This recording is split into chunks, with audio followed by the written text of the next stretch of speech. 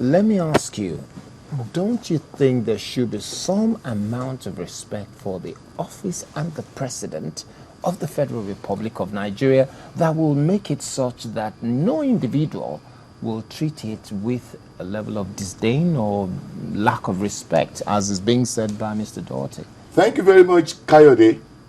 You know, they say something. Respect begets respect. Our president should put that office in such honorable pedestal that will make the ordinary citizen to respect the office and aspire to get it. Now, let me give you some cogent examples. A situation. I'll say choose your word carefully. I will. Let me give you some examples. We're talking of the president of the Federal Republic of absolutely. Nigeria. Now, yes, there is unassailable evidence linking the president in person with the crisis in Rivers State. That's one. Two, in May 2013, we have always used the platform of the AU or the OAU as a means for showing the rest of the world, our Nigerianness.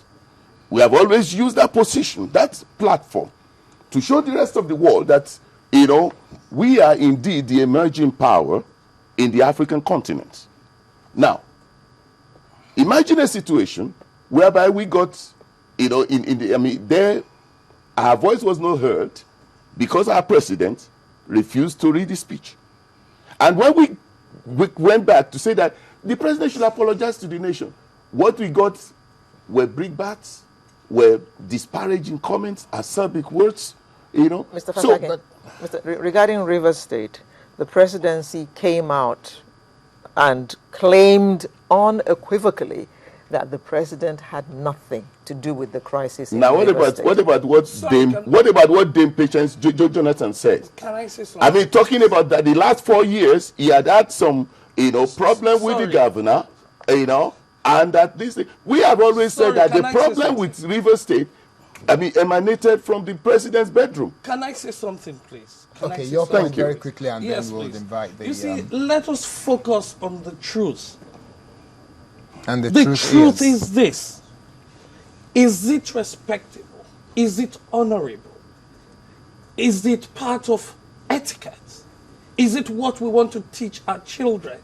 Is it what we want to show and placate to the children that are coming up in this country? That a man of 70 plus will disrespect the president and call him kindergarten. Please, if you tell me that on the street, I know what I'll say to you. Okay.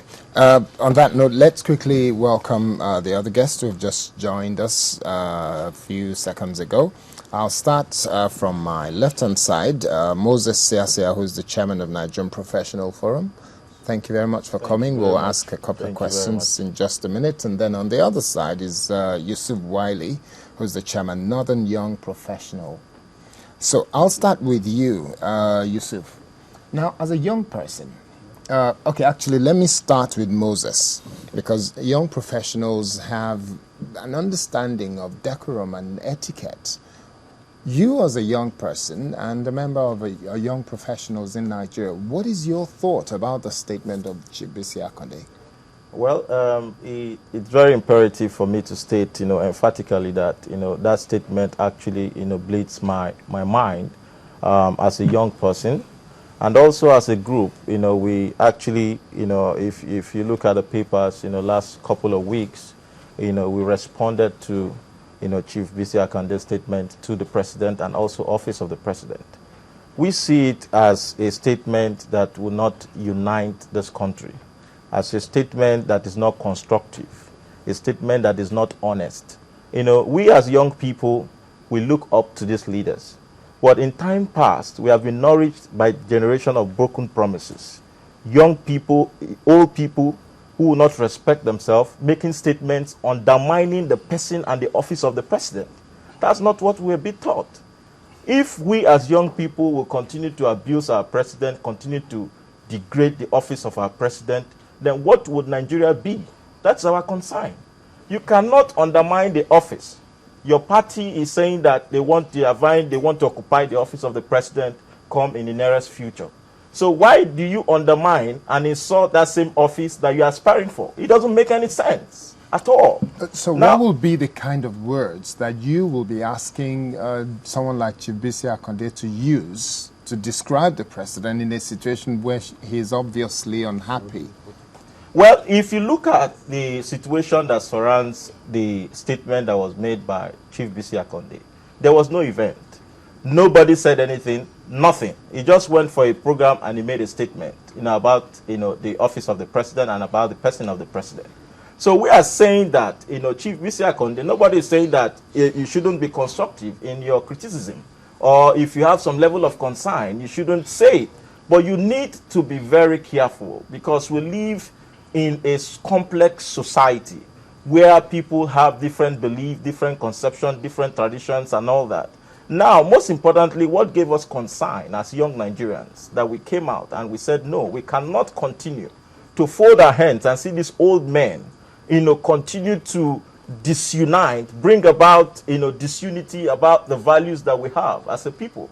Now, most importantly, you can see I'm here with, the chairman of the Nigerian Northern Young Professionals. We are coming together as young people to say, no, we cannot allow these old men, to continue, to disunite or to continue to inflict this elite oppression on our people, on the collective aspirations of the Nigerian people. Thank you very much, Moses. Let me ask Yusuf himself. You're the chairman of Northern Young Professionals. Yes. What's your own thoughts? My thought is this highest disrespect. They are not only insulting the president, but they are insulting we Nigerians. When our former president was the president, you can't come out and insult him because he was an ex-military man. But this president is a gentleman. He's a civilian. And I'm an APC member. The question I want to ask is this the way they want us to follow them?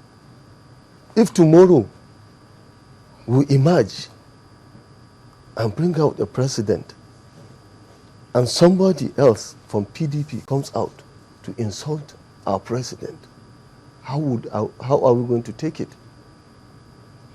Is this what they are trying to teach us? When I was growing up, my parents taught me to respect elders. But what these old people are teaching us now is not to respect elders. Instead, insult elders.